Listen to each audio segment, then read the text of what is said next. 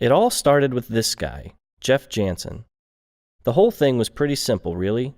I go with him to film a crusade in Tanzania, and I get to go on a safari when it was all over.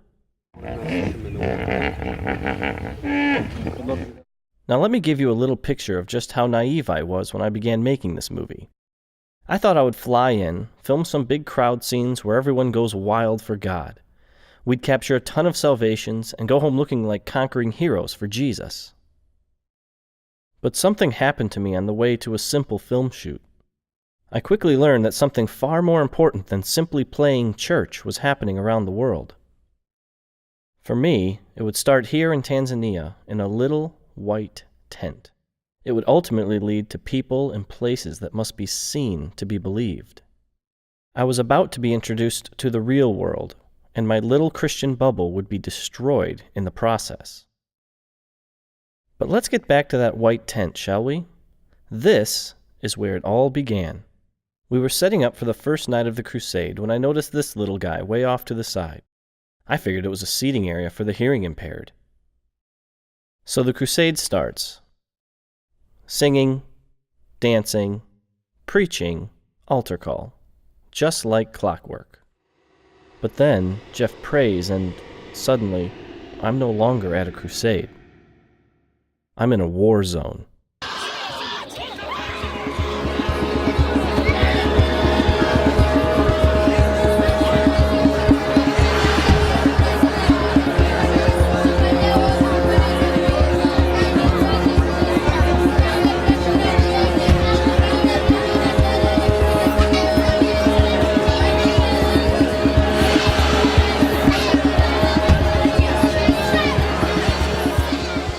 And that's when I realized this tent wasn't for the hearing impaired. This was the demon tent.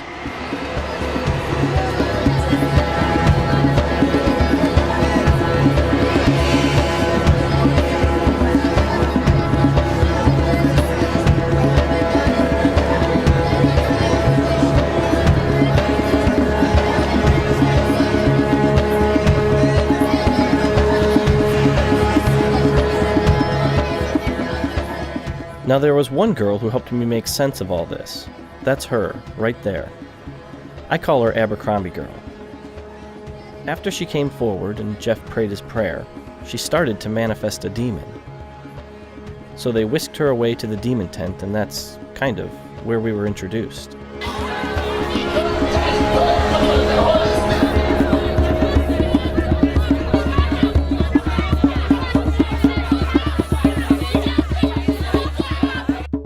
I never thought I'd be face to face with a demon-possessed person. It was horrible enough to experience, until later I had someone translate what she was actually saying.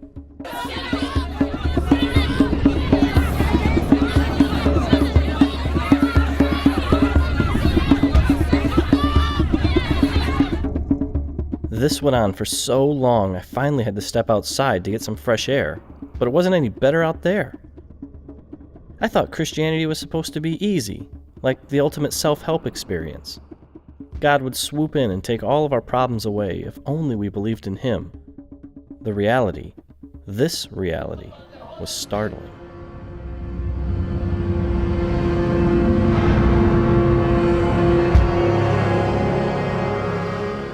This was my first exposure to the war, the Great War of the Invisible. These people weren't suffering from mental illness or wild imaginations. Abercrombie Girl wasn't insane. She was caught in the middle of something much bigger than her. There can be no question that we're at war. We're fighting a spiritual war in the world of ideas and in the world of the demonic. And if you believe in an all-powerful, all-good God, how can you not believe we're at war? Because I think it's rather obvious that this world doesn't reflect completely the character of an all-good, all-powerful God. I remember being on a radio program down in Southern California, Christian radio program, where we're talking about the spiritual realm and what God was doing and some of these sorts of things. And during a commercial break, the guy who's a big name guy, he looks over at me and leans back in his chair and he said, "You know, I just don't know. I just don't know." He was basically saying, I don't believe a word you're saying. And I said to him, I said, first of all, it's okay that you don't know something. And secondly, the real question is, how bad do you want to find out? Well, I spent my whole life not wanting to know too much, because knowledge meant responsibility. But once I saw for myself that there was something beyond me, that I was in the middle of a spiritual war, whether I wanted to be or not, I had to know more. The only thing I was sure of was that God is love, but it was time for me to find out exactly what that love looked like.